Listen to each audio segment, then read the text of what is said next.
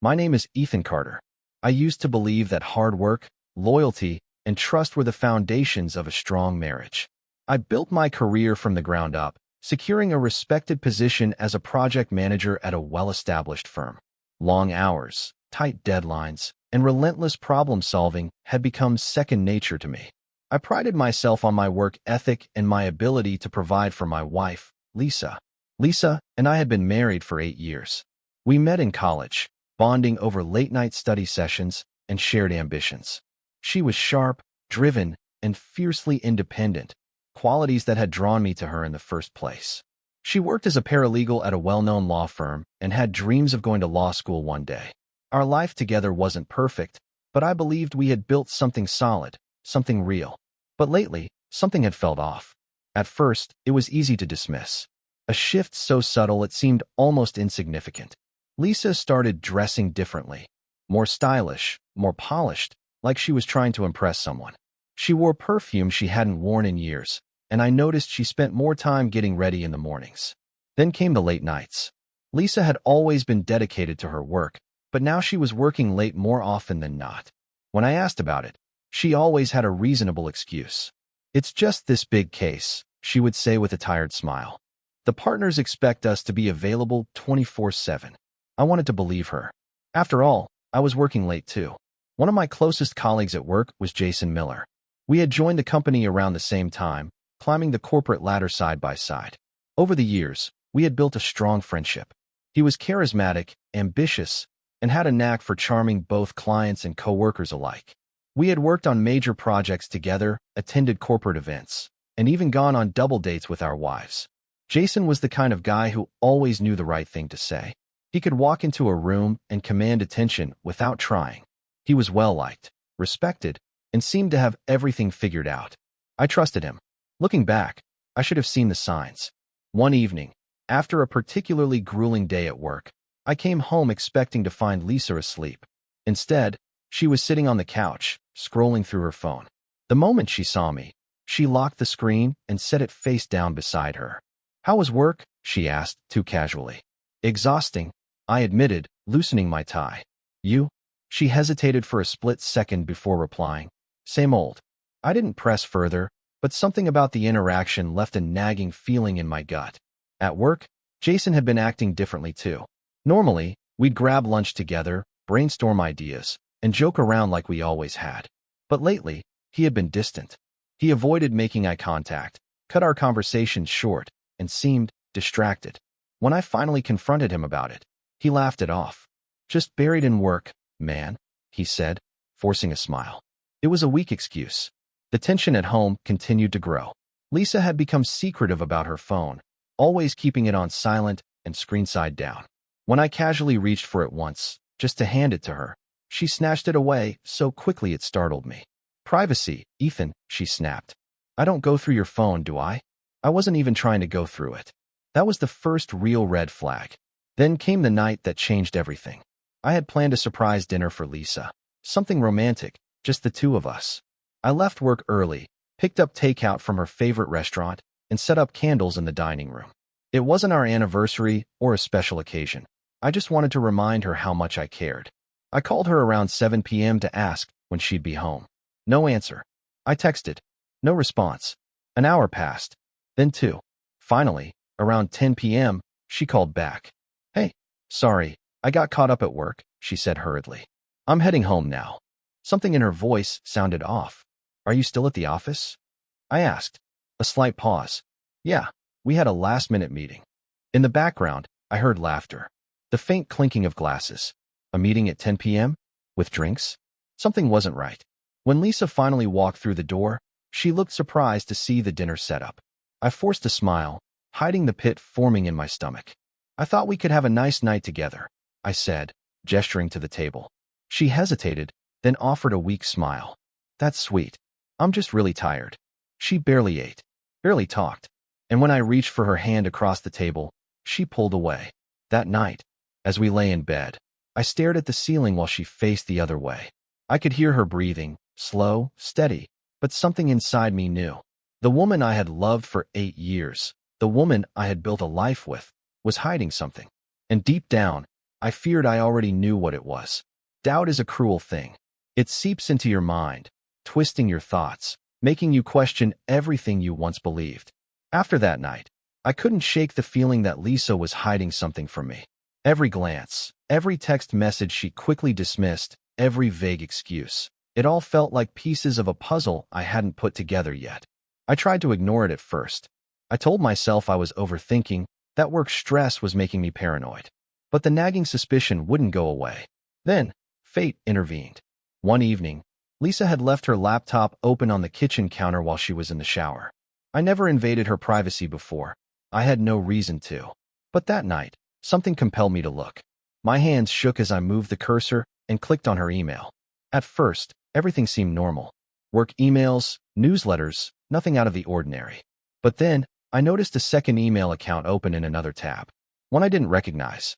My heart pounded as I clicked on it. The inbox was filled with messages from a familiar name, Jason Miller. Each email felt like a punch to the gut. Last night was incredible. I can't stop thinking about you. I hate sneaking around, but I can't resist you. Ethan has no idea, does he? I gripped the counter, my breath coming in sharp gasps. My best friend. My wife. The betrayal cut deeper than I thought possible. I clicked through more emails, each one worse than the last. They had been meeting for months. Hotel rooms. Late-night work sessions. Even the night she claimed to be stuck at the office, that had been a lie. She wasn't working late. She was with Jason. I clenched my fists, my entire body trembling with rage and heartbreak. The woman I had trusted, the man I had considered a brother, both of them had shattered everything we had built. The sound of the shower turning off snapped me back to reality. I closed the laptop just as Lisa stepped into the kitchen, towel wrapped around her body, smiling as if nothing had happened. "What's wrong?" she asked, noticing my expression. I forced myself to breathe, to control the storm raging inside me. "Nothing," I said, my voice dangerously even. She tilted her head, watching me carefully. "You sure?" I nodded. "Yeah, just work stuff." She shrugged and walked past me, completely unaware that her world was about to crumble. That night, I barely slept. I stared at the ceiling, replaying every lie, every excuse, every moment I had ignored the signs. I had two choices. I could confront her immediately, demand answers, and watch her scramble for excuses. Or I could be patient, gather everything, plan my next move. I chose the latter. I spent the next few weeks collecting evidence. I backed up her emails, saved screenshots, and even installed a hidden camera in our living room. I needed undeniable proof, not just for myself, but for what I was about to do next. And then, I did something that made my stomach turn. I reached out to Jason's wife, Emily. Emily and I weren't close, but we had been friendly over the years. She was sweet, devoted to her family, and had always spoken highly of Jason. She had no idea what kind of man he really was. I arranged to meet her for coffee, unsure of how to even begin the conversation. When she arrived, she looked at me curiously, sensing something was wrong. "Ethan, is everything okay?" I took a deep breath and slid my phone across the table. "Emily, I need to show you something." She picked up the phone, scanning the messages I had saved. I watched as her expression shifted, confusion, disbelief, and then devastation. Her hands trembled as she set the phone down. This can't be real. I wish it wasn't." Tears welled in her eyes. "How long?" she whispered. I hesitated before answering. "At least 6 months. Maybe longer." She covered her mouth, trying to hold back a sob. "I thought we were happy. I thought he loved me." I reached for her hand. "I know how you feel." For a long moment, she just sat there, staring blankly at the table. Then, her expression hardened. "They think they're so clever, that they've gotten away with this." I nodded. "But they haven't." She met my gaze, and in that moment, an unspoken agreement passed between us. We weren't just going to confront them.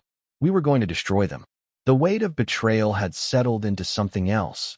Cold, calculated determination. Emily and I weren't going to let them walk away unscathed. We spent the next week planning everything meticulously. Confronting them in private wasn't enough. They had lied, sneaked around, and treated us like fools. It was time to return the favor.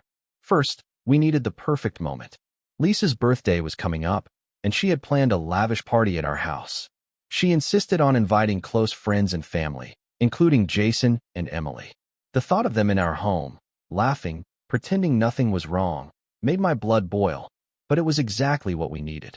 Emily and I exchanged information, working in secret. Every detail had to be flawless. If we were going to expose them, it had to be undeniable, humiliating, and permanent. The night of the party arrived. Lisa was glowing, dressed in an elegant red dress, playing the perfect hostess. Jason was there too, smiling, laughing, completely unaware of the storm about to hit. Emily played her role well, acting the part of the loving wife. I kept my emotions in check, waiting for the right moment. The party was in full swing when I stepped forward, tapping a glass for attention. "Everyone," I said, my voice calm, steady. "I want to take a moment to thank my amazing wife, Lisa, for everything she's done. She's been my rock, my partner, and she's also been keeping a little secret." Lisa's smile faltered. "Ethan, what are you doing?" I pulled out my phone, connected it to the TV, and pressed play. The room fell silent. Messages, photos, hotel bookings. Every piece of evidence I had collected appeared on the screen. Gasps echoed around the room. Lisa's face drained of color. Jason stiffened, his drink frozen halfway to his lips. Emily stepped forward, her voice shaking with controlled fury. "And in case anyone thought this was just a mistake," she said, holding up her own phone, "here's proof that Jason was planning to leave me for her." Another set of messages appeared on the screen. Messages where Jason promised Lisa they'd be together, that I was too blind to figure it out, that Emily wouldn't see it coming. Now she did. Lisa spun toward me, her voice panicked. "Ethan, this isn't." I raised a hand, silencing her. "Don't. Just don't." Jason tried to step forward, but Emily blocked him. "Stay right there," she hissed. The guests were in shock, murmuring amongst themselves. Some looked at Lisa in disgust, others at Jason with pure contempt. Lisa reached for me. "Please, let's talk about this privately." I stepped back. "You lost that privilege the moment you betrayed me." Then, Emily delivered the final blow. "Oh, by the way, Jason," she said, her voice deceptively sweet, "I've already spoken to a lawyer. You'll be getting the divorce papers first thing Monday morning. I'm taking the house. The kids stay with me. And good luck explaining this to your boss, because I sent everything to HR." Jason's face turned ghostly pale. Lisa turned to me desperately. "Ethan, please. We can work this out." I let out a short laugh. "We? There's no we anymore, Lisa." And with that, I walked away. Lisa and Jason's worlds had just crumbled, and I had no regrets. The party ended in chaos. Some guests left awkwardly, whispering to each other. Others stayed behind, stunned, watching Lisa and Jason crumble in real time. Lisa stood there, her hands shaking, eyes darting between me and the screen that still displayed her betrayal for everyone to see. Jason, meanwhile, was frozen, his jaw clenched, his face pale. Then came the shouting. Lisa turned on Jason first. "You told her about the messages? Are you insane?" Jason snapped back. "Are you seriously blaming me right now? You're the one who wanted this, Lisa." Emily scoffed. "Oh, don't act like you weren't leading her on. You were making plans to be together while stringing me along. Guess what, Jason? You're going to be alone now." Lisa's father, who had been sitting quietly with a drink in hand, finally stood up. His face was filled with disappointment. "Lisa, how could you do this to your husband? To your family?" Lisa's mother, looking humiliated beyond words, shook her head. "I thought we raised you better than this." Lisa's lip quivered. "Mom, please. Don't." Her mother snapped, her voice colder than I had ever heard. "You brought this on yourself." With that, her parents walked out, leaving her standing there in stunned silence. Jason turned to Emily, his face filled with panic. "We can talk about this, right? Please, don't do this." Emily crossed her arms. "Oh, we're past talking. You'll be hearing from my lawyer." Jason swallowed hard. Meanwhile, Lisa turned back to me. "Ethan, please. We can fix this. I made a mistake." I let out a humorless chuckle. "A mistake?" I gestured at the screen, which was still displaying weeks' worth of texts and hotel bookings. "A mistake is forgetting our anniversary. This was calculated. You lied to me for months." She took a step closer, lowering her voice. "I don't love him, Ethan. It didn't mean anything." "Funny," I said, "because I saw plenty of I love yous in those texts." Lisa opened her mouth, then shut it. She had no defense. I took a deep breath and exhaled. "We're done, Lisa. I'll be filing for divorce. You can pack your things and leave." Tears welled up in her eyes. But where will I go? I shrugged. Not my problem. And with that, I walked away, leaving her to deal with the consequences of her own choices. The fallout had begun. The next day, I woke up to dozens of missed calls and texts, some from Lisa, begging to talk, others from coworkers who had caught wind of what happened. Turns out, Emily hadn't wasted any time. She had sent everything to HR, detailing Jason's affair with my wife. Given that our company had a strict non-fraternization policy, Jason's career was in serious jeopardy. By Monday morning, he was called into a meeting with HR and upper management. I wasn't in the room, but from what I heard, it wasn't pretty. By lunchtime, Jason was packing up his office. He had been terminated immediately. As for Lisa, she had been relying on Jason to leave Emily and support her financially. But with Jason losing his job, that plan crumbled instantly. I received one last message from him that day. Jason, I hope you're happy. You ruined my life. I didn't bother responding. He had done that to himself. Lisa didn't take long to realize she had lost everything. With Jason out of a job and Emily kicking him out of their house, Lisa had nowhere to go. She tried reaching out to friends, but most of them had distanced themselves after the truth came out. Her parents? They refused to take her in. Even her own sister, who had once been her biggest supporter, told her, "You made your bed. Now lie in it." One evening, she showed up at my door, her eyes red from crying. "Ethan," she said softly, "please, just let me stay for a little while." I stared at her, unblinking. Why would I do that? She swallowed hard. Because I have nowhere else to go. I sighed. That's not my problem anymore, Lisa. You made your choices. Tears streamed down her face. I was wrong. I see that now. Please, Ethan, just let me come home. I shook my head. This isn't your home anymore. And with that, I closed the door on her for good. Lisa had destroyed our marriage for a fleeting affair. Now, she had lost everything. And I was finally free. Lisa's downfall was complete, but I didn't let it define my future. I had spent months stuck in the betrayal, the heartbreak, and the chaos that followed. But now, I was free to rebuild my life. The first step was making things official. I contacted a divorce attorney and laid everything out: Lisa's affair, the evidence, and the financial situation. Since we had a prenuptial agreement in place, she wasn't entitled to much. The affair also strengthened my case, giving me leverage in negotiations. Lisa fought it at first. She texted me constantly, pleading to talk things over. When I ignored her, she tried to stall the divorce process, claiming she had nowhere to go and needed financial support. My lawyer shut that down fast. Within a few months, the divorce was finalized. Lisa walked away with almost nothing. No house, no financial support, and no sympathy.